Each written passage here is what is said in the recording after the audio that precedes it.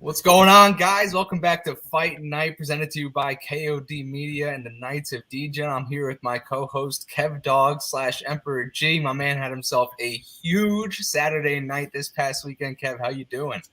Man, you know how it goes, man. Happy and healthy. Can't ask for much else. The sun is shining in beautiful Oregon, so life is good, man. Life is good. Happy to dive into this pretty solid card. I mean, we had 6 finishes this past weekend. Another 3 split decisions, which is a topic of discussion here later on. But hey, Absolutely. you might be the split decision king, man. Coming in 3 straight weekends, finding that split somewhere. Yeah, right. I mean, it's nice to get those. I mean, if you guys want to take a look here, these are lifetime stats over the past 3 events here. KevDog blowing me out of the water as it starts. And it's funny because that difference, I think, is made up on like 1 or 2 fights that we were opposite sides on. And one this past weekend, which a little controversial decision there in the main event between Holly Holm and Ketlin Vieira. And I know you were on the Vieira side at plus 200. I know you had a unit on that to win too. But tell me a little bit about your process going into that pick. Yeah, man. I mean, it really came down to the point in career of where Holly Holm is at, right? I mean, she's, 40 years old. I mean, she's been on a long layoff. And you've got a really hungry Brazilian who's, proven to beat a past champion in Misha Tate. And, at the odds that they were at, man, it was a no-brainer. It felt like Holm was pretty chalky this weekend. Just a big name. Not many people really are familiar with Vieira yet. And that was the play. Another one that I hammered here was Chase Hooper, who, man, he just looks so flawless, dude. I mean, 22 years old. He's already got a few fights in the UFC, but man, he's a very unique fighter in that division, man. I mean, you're talking about a frame of 6'1" ish and crazy reach, and he dominated, man. I mean, he looked so good. Was able to finish the fight, so. Big shout out to Hooper. Another one that I hammered was Uros Medic at plus 125. Man, that was just another one of those. I mentioned it in the Twitter streams, man. You look at a lot of those odds over the weekend, and there he is. And it just seemed like a coin flip. Like I just couldn't understand, how Medic was at this plus money for someone that's so electric. So that was the second one, and of course Vieira. But my man Proto, you had a few plus money payouts, 3 to be exact, and one of them being that big split decision. So let's see those. There they are. Yeah, I mean, we started off the card hitting plus money with Sam Hughes. She did not look like a plus 130 underdog in that fight. She absolutely cruised to a TKO victory in the 3rd round. And it's funny because I was looking at those lines. I know we mentioned it on the last fight night last week about how I had Elise Reed in her last fight at plus 285. I had Sam Hughes in her last fight hovering around plus 200. So it was a battle of 2 women who have been good to me lately, right? And, we saw a lot of growth in Sam Hughes, her last fight out, losing that 1st round the way she did. She really got beat up there and then really rallied back in the last 2 rounds, pretty much with her career on the line in the UFC. And, she put on an absolute stellar performance.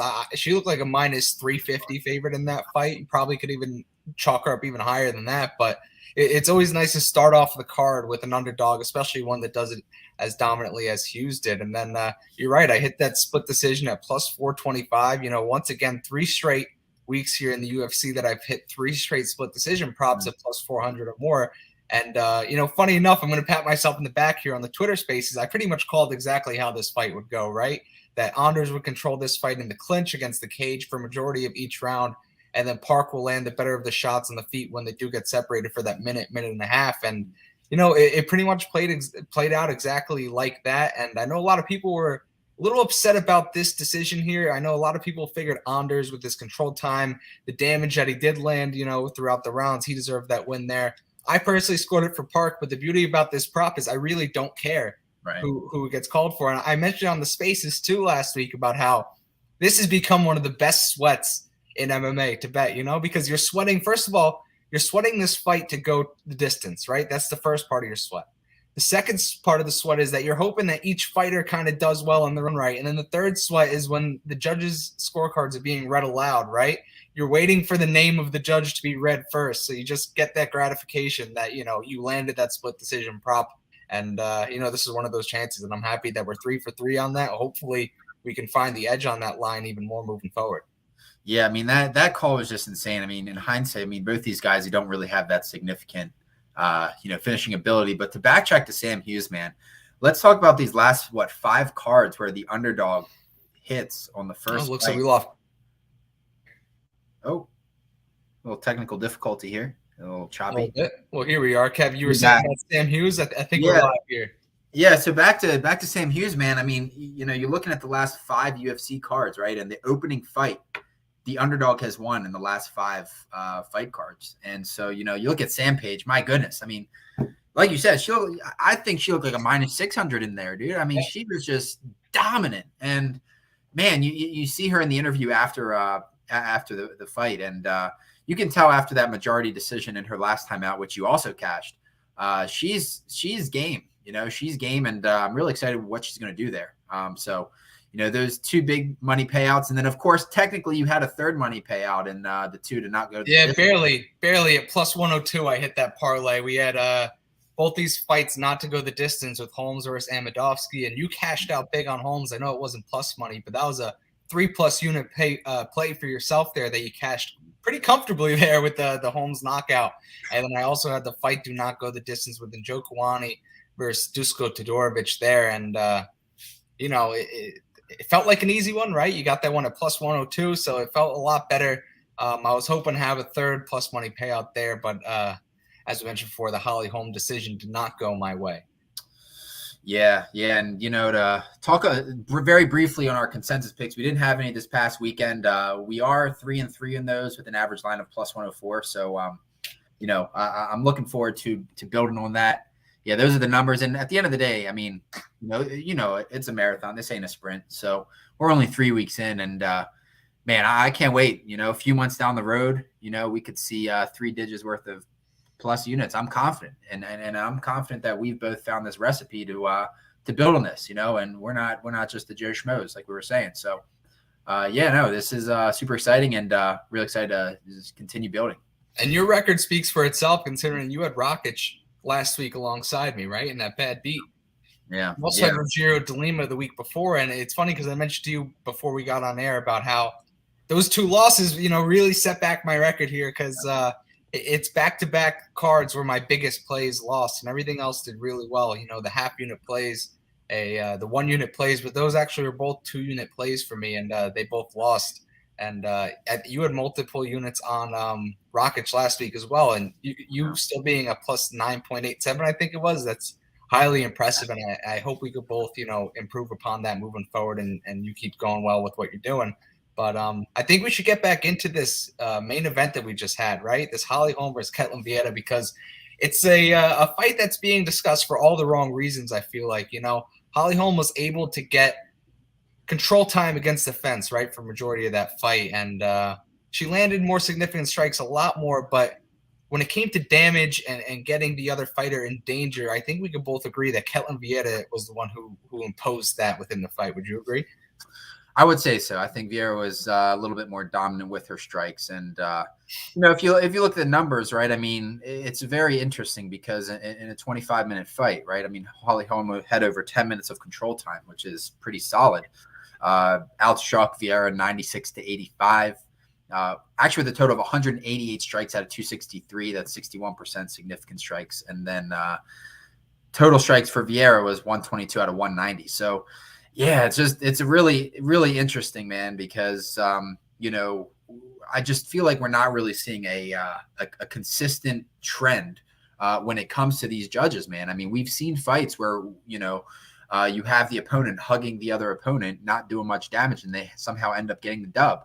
And then you look here where, Holly Holm was really controlling where the fight was going, and that's just the reality. But, in this fight, we saw Vieira come through, and, it's just one of those things where it is a bad beat, but in hindsight, when you're looking at the odds and where they were at, you had Holly Holm at minus 250, and there was no doubt that she looked, at a minus 250 in that fight. So, it's just one of those things, man. And, hopefully the UFC will be able to fix the discrepancies in the judges. Yeah. And it's funny because we were texting each other live during this fight. And I remember after round 3, I said, Vieira's winning this fight. And you kind of disagreed with me there. And it's funny because in that round, it was the one in between rounds where Vieira's corner was yelling at her saying that they were down 2-1. Then the next round, she's down 3-1.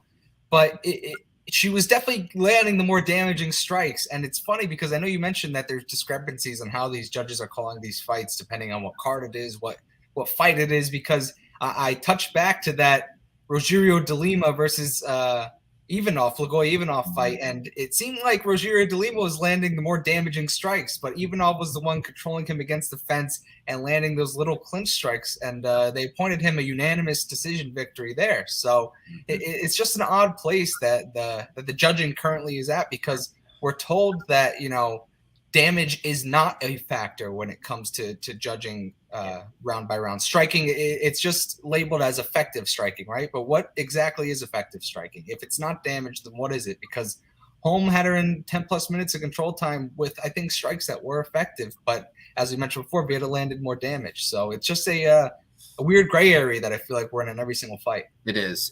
And, in regards to this control time, I look at it as like two types of control time, right? You have the one where you're on top of the guy, like actually dominating, putting in, points and putting in the work.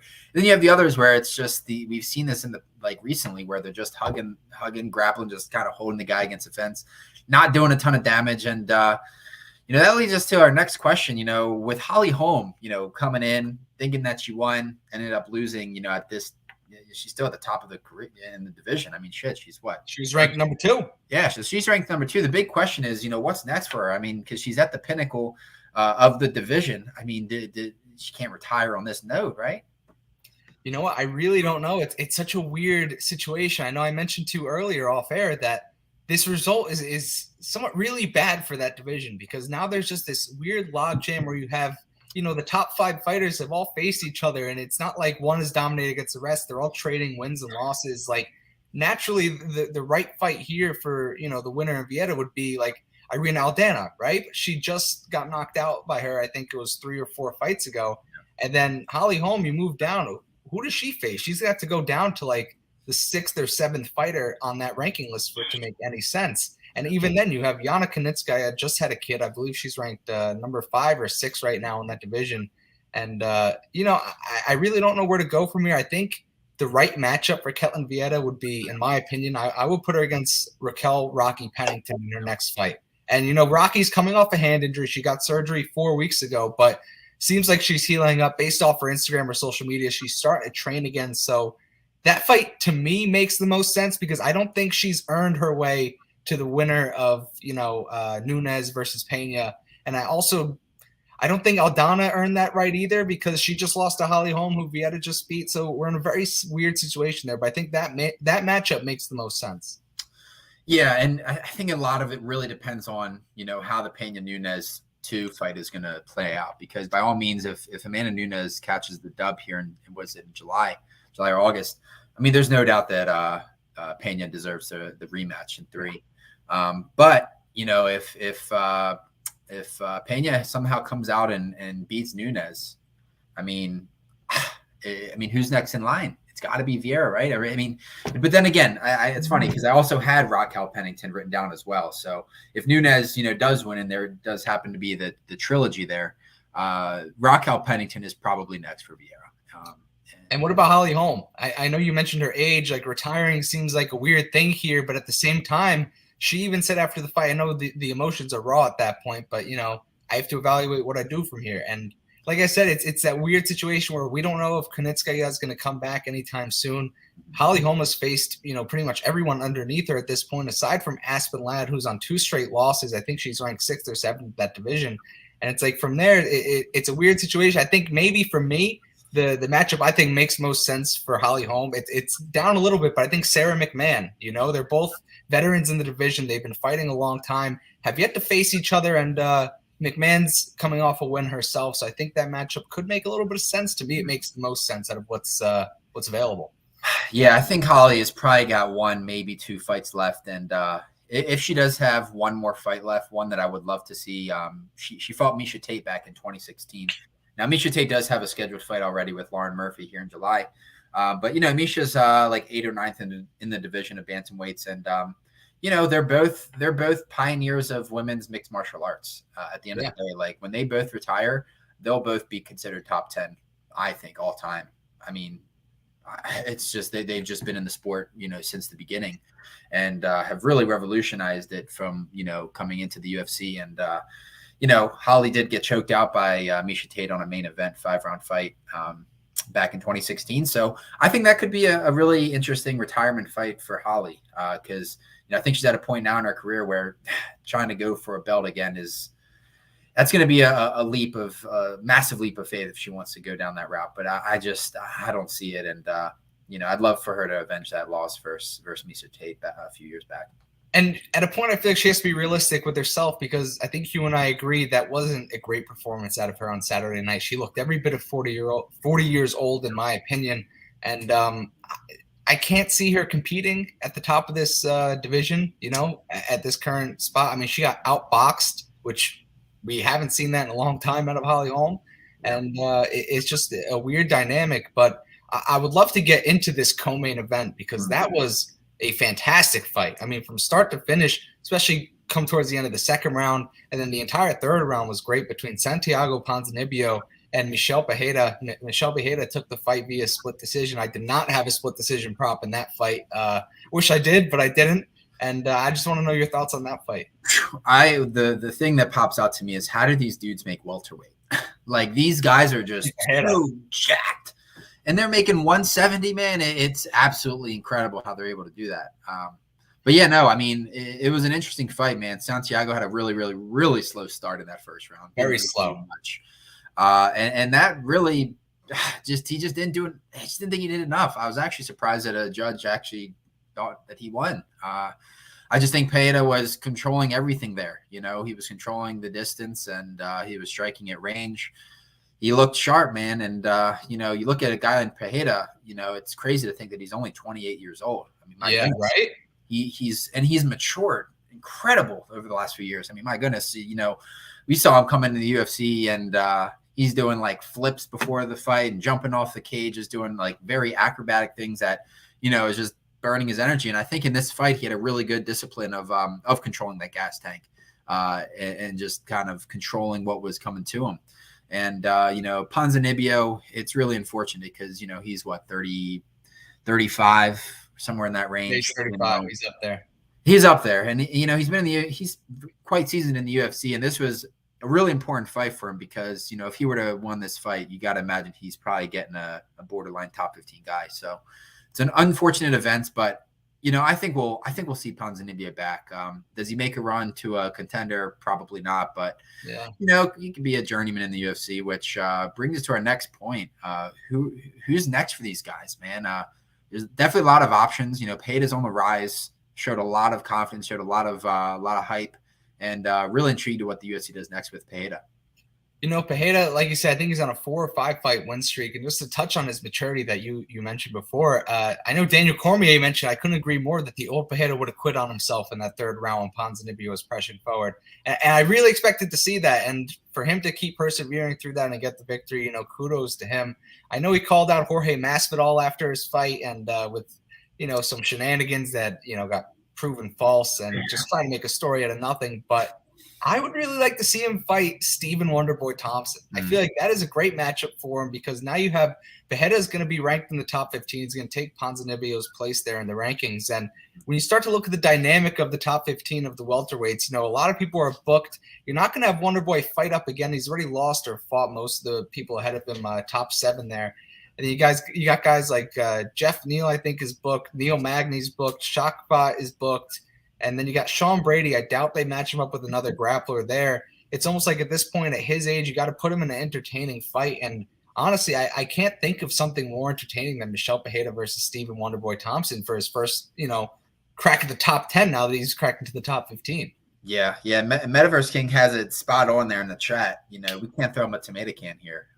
This man is worthy of a solid opponent in his next fight, particularly one that's ranked. And I mean, you said a name, both names actually. So, of course you have Wonderboy, who's, he's been in the UFC for quite some time, kind of on the downtrend, really needs a win at this point in his career to elevate him back to the top 5. But, the one that I had written down was Sean Brady, actually. It's a really interesting matchup because, man, Sean Brady, I mean, he's 15-0. What's he, 6-0 in the UFC, 5-0 in the UFC. So, uh, it makes me feel like deep down that a lot of these guys in the division don't want to fight Sean Brady. He just brings this level of intensity that is scary. And then you look at a guy in Pereira who he'll fight anybody.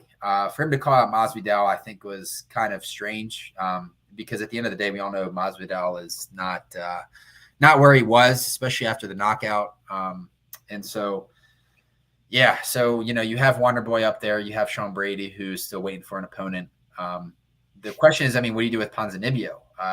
There's options. I mean, there's a few guys in mind that I've got.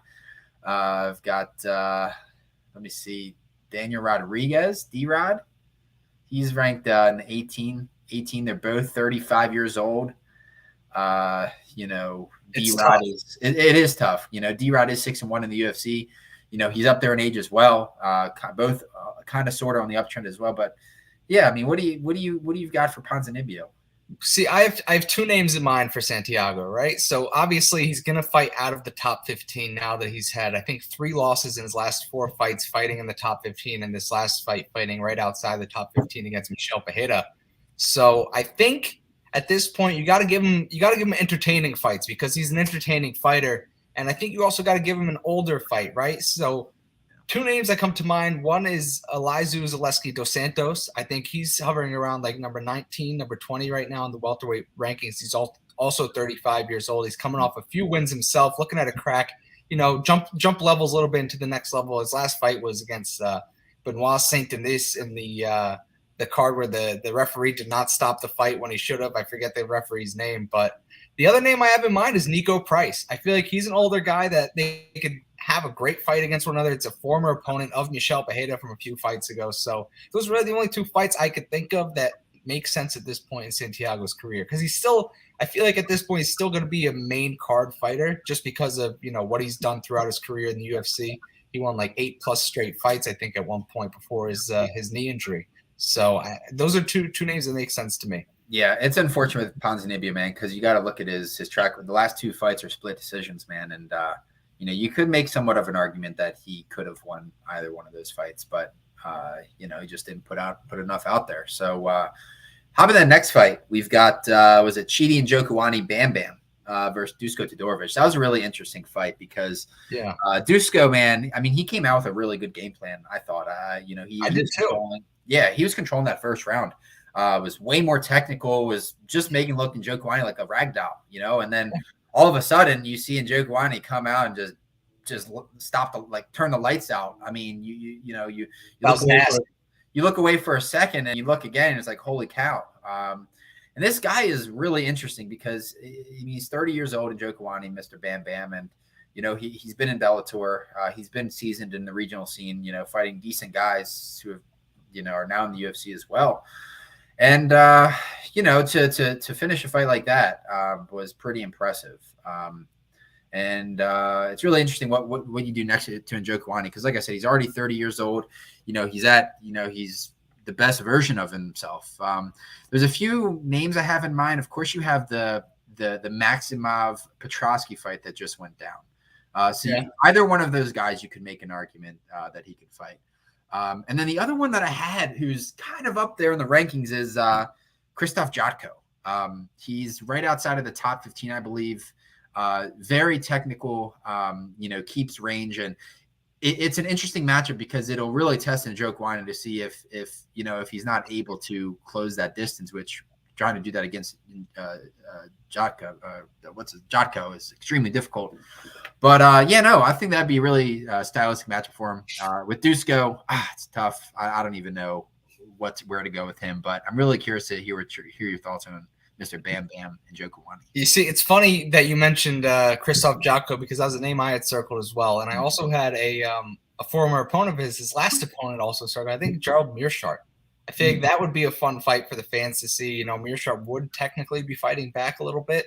Yeah. But Jotko and Meerschaert were 2 names that stood out to me. It's a weird place once you get there because I don't know if they're going to fight him backwards again, because he just fought Dusko Todorovic, or if they're going to fight him ahead. I really don't know what you do. But the guy's on a 2-fight win streak in the UFC with 2 straight first-round knockouts, right? He beat the likes of Marc-Andre Barriault in his first time out, and now Dusko. So,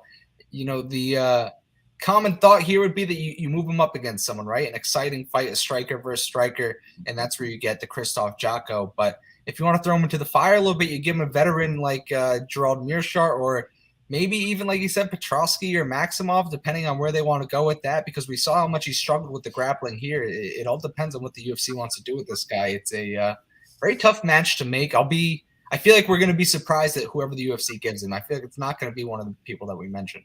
Yeah. No, there's definitely options out there, and I know that there was one more fight that we wanted to talk about. First off, it's a Jailton Almeida Parker Porter, and I'm trying to wonder why this fight wasn't on the main card. They bumped it down to a prelim. There he is, Mr. Almeida. So much hype around this guy. I mean, he's just so athletic, a freak of nature, and he has made quite the impact in his short stint in the UFC so far.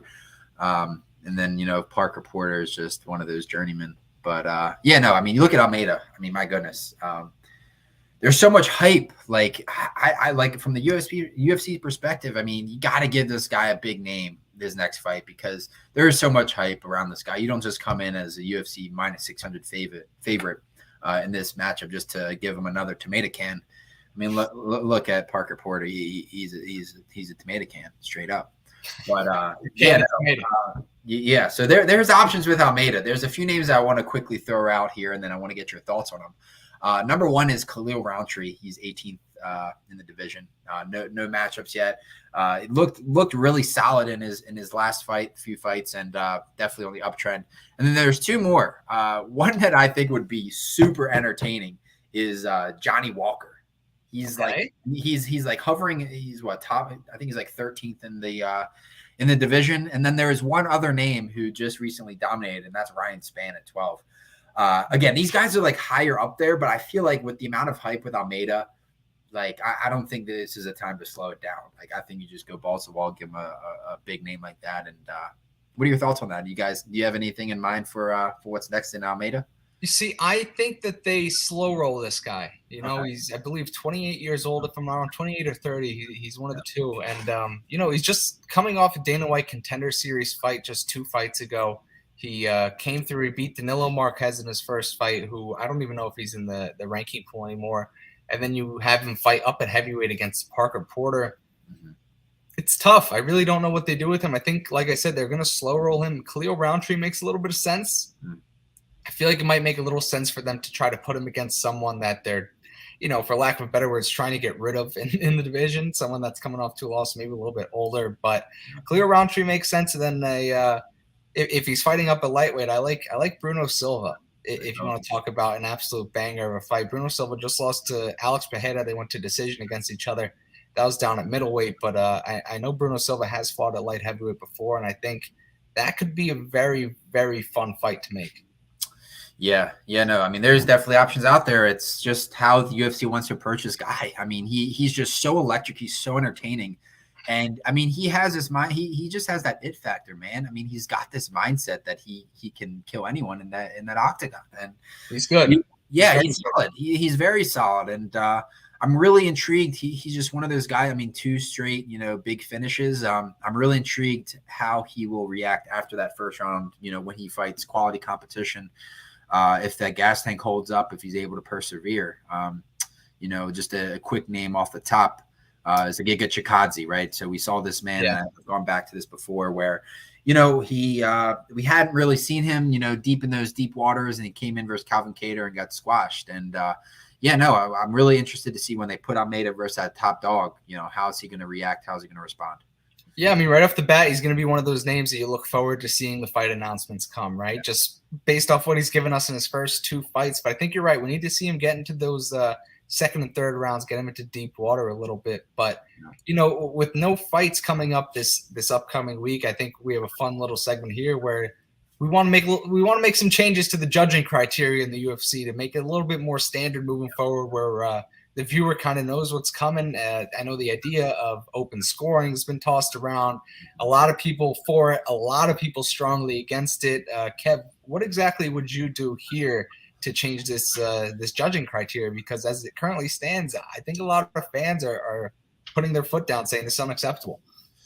Yeah, it's a really interesting topic, man. And you know, I kind of think of it as umpires in baseball, but much more multidimensional, right? Like Yeah. you have this concept in baseball where, you know, there might be a robotic way to accurately call every single pitch to the T, where, you know, we've seen, you know, baseball, how that's been a big no-no. And yeah, I mean, I think the number one thing to consider off the bat is how do we differentiate a 10-8 versus a 10-9 round? I preach this for so long, like, because we've seen like such a inconsistency in that 10-8 judging, right? So, you know, and the idea is okay, maybe is it do you have the fighter that outlands him by say 30 to 50 significant strikes? Do you have a fighter maybe have over 5 takedowns in a round? You know, do you have a fighter maybe have 3 knockdowns in a round, right? Like something definitive that we can say, okay, if these certain things happen in this criteria, then it'll be judged as a 10-8, you know, 10-8 or 10-9 round. So that's the number one piece of business. Number two is, like you said, the open scoring. You know, and open scoring being the transparency, right? As the rounds go on, having the fighters be aware of where the fight is currently at. And I read something where you know, if you have open scoring, you'll run into the subject of like stalling in the fighter. And I don't really buy that because, you know, if we were to hypothetically go into the open scoring, that adds a whole new way for a judge to stop the fight or warn a fight, right? Like a warning, right? So I wasn't really buying that. I personally think open scoring would be really solid because it's just that transparency, right? It allows the fighter, allows the coaches to know where the fight is currently at, and there's no surprises in the end. I think that would be solid. But then again, how do you score? Like this 10-point system, it's just so bland. It's there's nothing definitive of, you know, what truly differentiates a 10-9 round for either fighter. It's just not specific enough. You know? No, it seems a little archaic too, in a sense, right? That you're using like these such vague categories and scoring systems that are in place. You know, I for one, I'm against open scoring for a few reasons. One of which I'm considering, you know, where the UFC and MMA as a whole have been aligning themselves, and that recently at this point has been heavily in the betting market, right? You know, Stake is a new partner of the UFC. They partnered up with DraftKings before. A lot of these promotions are partnering up with betting companies, and when you consider the fact of live betting, right? That advantage to the viewer and the bettor of knowing where the scoring is, it takes away from that a lot. I don't know if they could even offer live betting at that point, unless the lines are somewhere outrageous by like minus 5,000 if a fighter is up 2-1 clearly, you know, on the judges' scorecards. And then I know fighters too, they've actually mentioned that they're against open scoring as well because they don't want, you know, like you said, the idea that an opponent could just stall for an entire round if they know they're up 2-1, or even so that they well, from the viewer standpoint, for one, I like the suspense. When a decision is being read at the end, I love not knowing who it's going to be. I know there is, you know, the idea that if it's 1-1 going into the third, you still get that suspense that you don't know what the third round scores until the judges' scorecards is read off. But there's a lot of gray areas, I think, in that idea of open scoring. You know, on both sides, I think there's good things to be said. But where I think this scoring way should go and what judges should do, I think it should be a scale, right? A 10-point scale, but I think the points should be shared by the fighters. And I think that each category, you know, they say that striking is 1A, control is, you know, 1B, and then 1C of the judging criteria would be octagon control, right? So I think what you have to do is, say, for example, you have a scale of 1 to 10, right? You can award a fighter 5 points and the other fighter gets 5 points. You award one fighter 7 points, the other one gets 3 points. And I think you have to weight those categories in factors of what's important, right? So striking, say it's a 7-3, like for one fighter to the other. I think you have to weight that with like a 67% weight, and you get to a 1.0 whole score at the end of the round. So you actually have a finite type of score where, you know, you're taking in mathematics and other types of analysis, because that way, if you land on like a 5-5, you know, striking, then you know, like the next category is going to be the one that pushes it overboard. And another thing I think that they could do, I think they could start awarding 10-10 or 9-9 rounds, you know, if there's no clear winner. Yeah. I know that you're allowed to in the scoring system. We just never see it. Never see it. Yeah, and like you said, there's technically three categories when they look at the judging, right? It's the effectiveness of the grappling and striking. There's the effectiveness of like the aggressiveness, and then there's also like the control time, the octagon control. Yeah.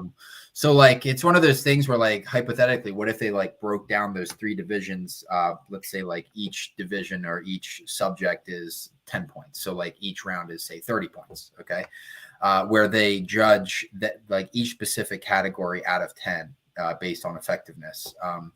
That way, but then again, like finding that like that medium of what makes sense, because we've just seen so many inconsistencies with these judges. And if there was a way to say, okay, like if you were outstruck by say within 10 significant strikes, or well, judges aren't privy to statistics.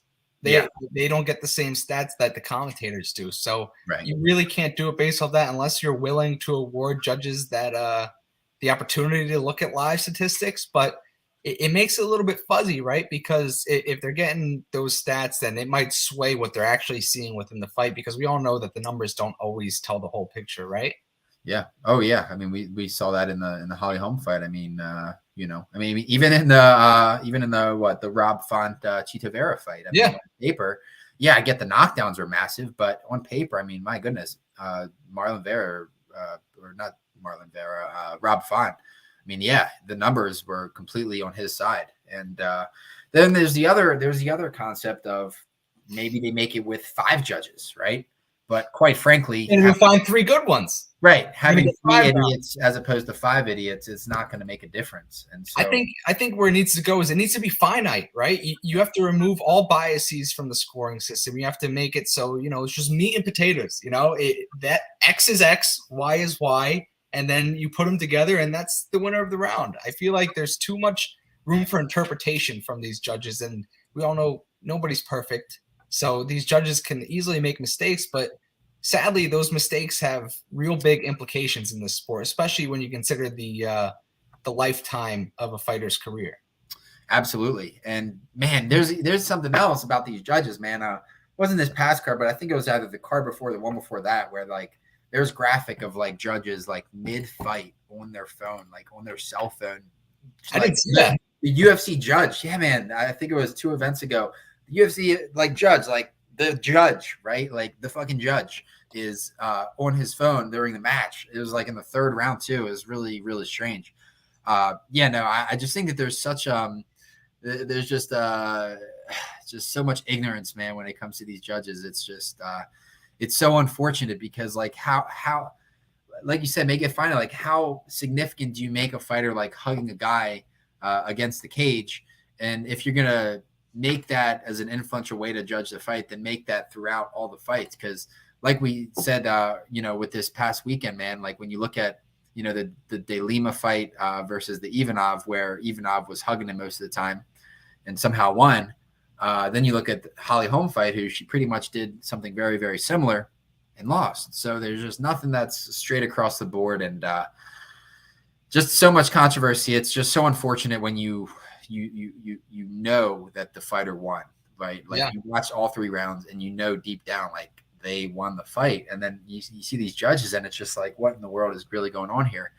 And then there's the concept of, the conspiracies of, the UFC wanting the fight to go a certain way or all that noise. But I don't buy into that, No, I mean, I think a way more realistic scenario is that, people are in the judges' pockets. That seems a little bit more realistic, but even then it's still, you're branching into conspiracy theory territory. And I don't want to go there because I don't necessarily believe it myself, even though we have seen, the NBA has been infiltrated before with money and referees. So it's not completely out of pocket, but I just think it needs to be more finite, especially when you got people's careers on the line with 3 people's decision. Absolutely. I mean, we've seen fighters literally have like 3 straight split decisions. You have Ponzinibbio has 2 straight split decision losses. So, it's unfortunate, and hopefully they can find a solution. And you've got to think that Dana White has this in the back of his mind, that he knows that there's just something that's off with the judging, and it's reality. I mean, everyone knows it. And you could go to more of like a robotic scoring system, I guess you could say, where like you But come up now, with, it's yeah, such an intricate sport that I don't it's think you could train a robot to yeah, effectively read it. But then again, the humans can't. So yeah, I'd like to think that it's on the front of Dana's mind, but at the same time, I feel like he's been doing this way for so long. He's not the type of guy that likes change. So he might be a little ignorant and be like, it's fine the way it is. Judges may see it differently, but they're trained. Who knows? But I hope we see changes. yeah, hopefully. And man, if you're a UFC fighter, you've got to think like just finish the fight inside the distance. So you don't have to deal with the judges. Yeah, right. Who wants to deal with Asal Diamata? I mean, he's just notorious for the wacky scorecards, and I think we saw it over the weekend because I think he may have had it right actually because I think Diamata had home in that fight. He was the judge that had home.